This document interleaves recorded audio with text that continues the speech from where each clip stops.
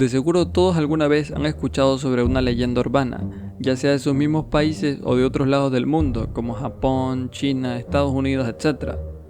Yo personalmente era muy fan de ese tipo de relatos, ya que sus historias, aunque en ocasiones eran algo descabelladas, lograban despertar sentimientos como el terror e inquietud, cosa que muchas veces otros medios como por ejemplo las películas de terror no lograban en mí. Mi país, aunque es pequeño, cuenta con muchas de estas leyendas urbanas, algunas muy parecidas a las de otras culturas latinoamericanas, pero también otras auténticas e interesantes. El día de hoy quiero compartirles algunas de estas leyendas urbanas, las cuales se centran sobre todo en el misterio, lo moral y el terror a lo desconocido. Espero que la idea les agrade y si alguna vez habían escuchado sobre estas leyendas, me dejen en los comentarios cómo fue la primera vez que las escucharon. O por otro lado, si en sus culturas existen leyendas similares, que me las dejen en los comentarios para yo poder leerlas después.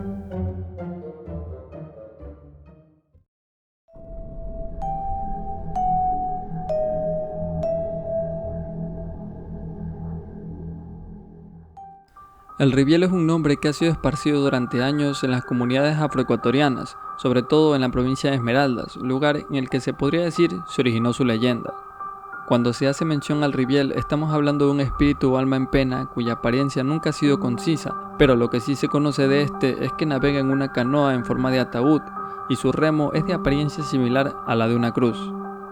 Este espectro gusta de viajar por las noches en los ríos y asustar a sus víctimas, a las cuales se les acerca sigilosamente y golpea con su remo para hacerlas caer al agua, y ya cuando éstas están ahí, zambullirlas e intentar ahogarlas hasta que sucumban. Se dice que mientras el ribiel hace esto suelta risas malévolas, como si estuviera disfrutándolo, pero no siempre se sale con la suya. Gracias a diferentes encuentros, los navegantes nocturnos adoptaron medidas para evitar que este espectro se les acerque, y esas medidas consisten en llevar consigo anzuelos, arpones y redes, los cuales sirven como amuletos y repelentes para la visión del ribiel. Existe también otra versión contada por los afrodescendientes que dista mucho de esta, ya que el ribiel pasa de ser un espectro a una persona de carne y hueso. Descrito como un joven simpático, risueño y cantante, esta versión del ribiel hace aparición en medio de los bailes de marimba esmeraldeños. Pero seguro te estarás preguntando, ¿cómo reconocen al ribiel si su descripción es muy específica? Simple, se dice que durante el baile a este se le iluminan los tobillos de un color verde fosforescente, y los ancianos, quienes son los que más conocen sobre su leyenda, rápidamente se alteran y repiten las palabras atarraya, arpón, anzuelo y redes. Se dice que al decir estas palabras, el ribiel se desvanece entre el jolgorio, sin dejar rastro alguno de su presencia.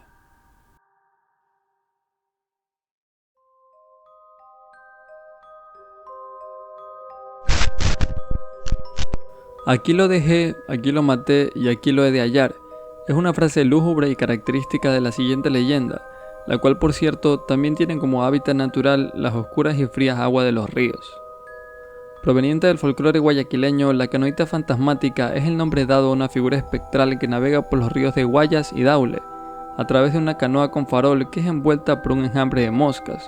Moscas que pareciera están ahí por nada más y nada menos que la presencia de algo putrefacto. Seguro la frase inicial te dejó algo confundido, te sacó de onda, pues cómo no, para darle sentido hay que conocer la historia detrás de la canoita. Nuestra protagonista se trata de una joven dulce y hermosa llamada Isabela, la cual ejercía una profesión considerada como la más antigua del mundo. Seguro sabes a lo que me refiero. Bueno, como consecuencia de su promiscuidad, esta terminó embarazada por uno de los tantos hombres con los que se acostaba. El embarazo la aterró y avergonzó por partes iguales, y como mecanismo de salida ante tan inesperada e indeseada situación, ella decidió darlo a luz en una canoa en medio del río y acto después dejarlo abandonado a su suerte.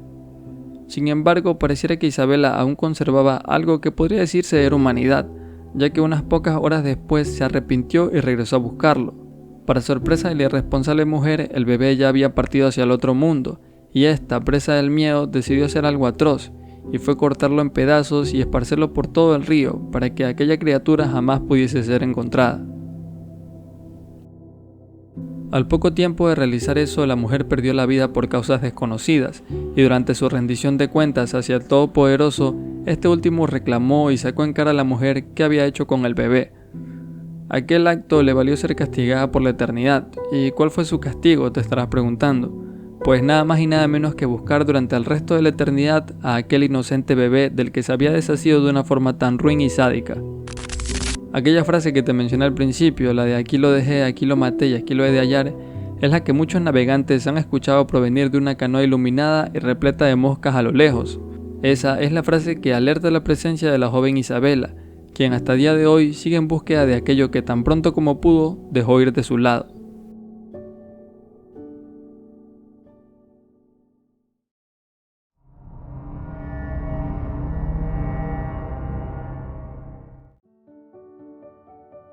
Pasamos de espectros y ríos a una historia de amor trágica y con venganza incluida. Ambientada en el Quito de los años 1650, nuestra historia inicia con una pareja conformada por un noble español llamado Lorenzo de Moncada y su esposa, una quiteña guapa de nombre María de Peñaflor. Estos, como fruto de su gran amor, tuvieron una bebé, a la cual bautizaron como Magdalena. Ya como familia, don Lorenzo, como muestra de buena voluntad y por qué no decirlo de su riqueza, ofreció trabajo de mayordomo a un hombre proveniente de su mismo país, llamado Jerónimo de Esparza, el cual había quedado en la miseria luego de haber hecho inversiones en negocios muy poco rentables. Aquel mayordomo no llegó solo a la residencia, pues le acompañaba a su hijo Pedro, un joven 7 años mayor que Magdalena, la hija de don Lorenzo. Al pasar viéndose todos los días, ocurrió lo inevitable, y es que ambos muchachos se interesaron sentimentalmente el uno por el otro y se volvieron novios. Aquel romance duraría muy poco en secreto, ya que la madre de Magdalena fue dándose cuenta de ciertas actitudes que evidenciaban el amorío entre su hija y el hijo del mayordomo, y cuando finalmente los atrapó, casi le da un ataque de la impresión. Doña María, ni corta ni perezosa, avisó a su esposo don Lorenzo de la situación, el cual no tomaría para nada bien aquella noticia, por lo contrario, lo veía como un insulto y humillación, pues en su forma de pensar era inaceptable que su hija, una joven opulenta y bien parecida, se fijase y peor aún tuviese una relación con el hijo del sirviente. Como resultado de la noticia, el mayordomo y su hijo fueron echados a patadas de la residencia de don Lorenzo. Sin embargo, el romance entre Magdalena y Pedro continuó en la clandestinidad.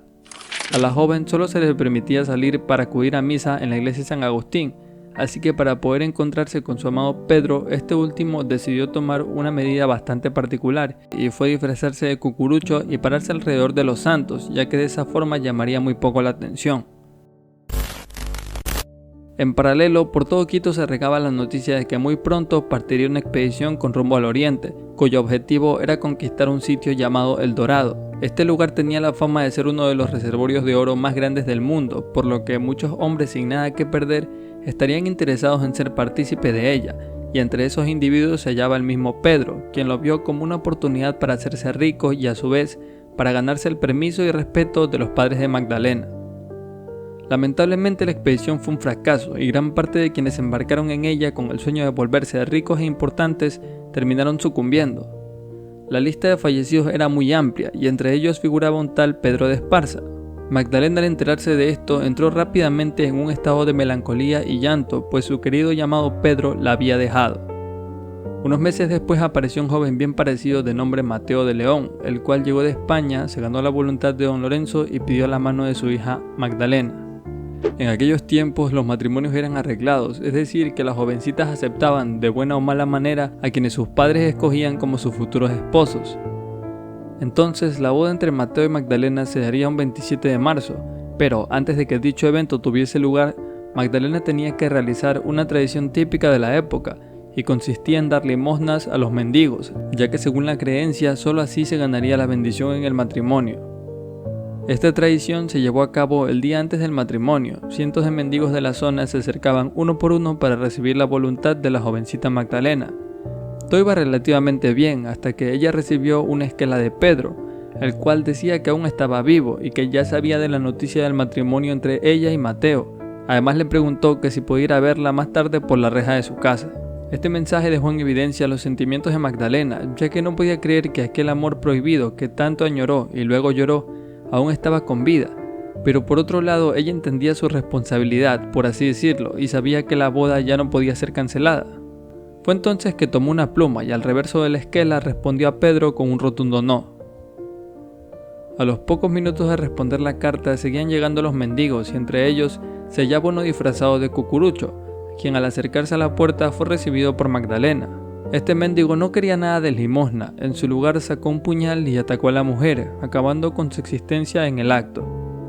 Los criados de Magdalena corrieron rápidamente a socorrerla, mientras tanto el cucurucho corría sin parar para huir del lugar, hasta que por torpeza y desesperación tropezó. Entonces su capucha y su capa cayeron, y quedó descubierto el rostro de quien en algún momento fuese el amado de Magdalena, aquel con el nombre de Pedro de Esparza, quien para rematar aún cargaba el puñal del crimen en sus manos. Se dice que al ser descubierto por el pueblo, Pedro fue linchado hasta que pasó a mejor vida. Moraleja del relato: no darle chance al hijo del mayordomo.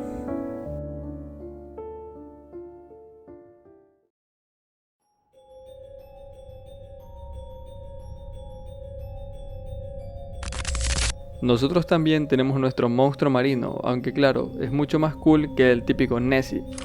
Este relato habla sobre la existencia de una criatura colosal que habitó las aguas del lago Papayacta en Quito. El monstruo era descrito como una serpiente gigante de 7 cabezas, la cual generaba grandes olas y bramaba como si de una jauría hambrienta se tratara. Los moradores locales junto a las autoridades decidieron tomar cartas en el asunto, ya que este monstruo hacía de las suyas cada cierto tiempo, derrumbando inclusive unas casas que estaban en las cercanías del lago. Entre todos tomaron la decisión de contratar un chamán proveniente de Loreto. El chamán llegó con un pilche que contenía dentro una vela encendida, se sentó y contempló el sol hasta que se puso. Ya cuando el astro rey era casi invisible, el indígena se desnudó y con una lanza en mano se adentró a las profundidades del lago y luchó por horas contra aquella bestia colosal. Pero había algo más, y es que antes de comenzar la batalla contra el monstruo, el chamán se topó con varios antepasados, los cuales deambulaban como almas sin pena en el lugar, tenían rostros demacrados que reflejaban angustia y aflicción. Él intentaba comunicarse con ellos, pero estos eran incapaces de entenderlo. Mientras esto ocurría, los pobladores que habían contratado el servicio del chamán miraban atónitos desde afuera, ya que las aguas se movían con una fuerza tal que parecía como si 2 colosos estuviesen batallando. Cuando estos ya habían perdido la esperanza, el indígena asomó casi que desmayado y de inmediato fue socorrido por las personas, las cuales estaban más emocionadas por saber qué había pasado con aquella bestia y no por el estado de salud del chamán. Entonces este último contó todo con lujo de detalles, declaró que había cortado 4 cabezas de la bestia y las colocó en el volcán Antisana, una quinta había sido incrustada en una grieta al final del lago, y las otras 2 habían quedado allá abajo, aún con vida, esperando el momento idóneo para salir y sembrar el pánico. En la actualidad el lago se volvió un lugar medianamente atractivo para los turistas, sin embargo, la leyenda de la serpiente gigante de 7 cabezas no es muy esparcida que digamos.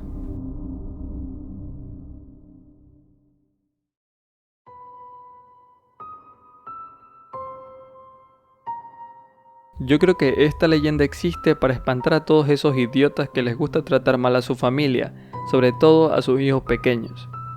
La leyenda del Guagua Auca es una de las historias más inquietantes y populares en las zonas rurales. Se trata de un espectro que toma la forma de un bebé no bautizado que, al no haber recibido el sacramento, se convierte en un alma en pena, incapaz de descansar en paz.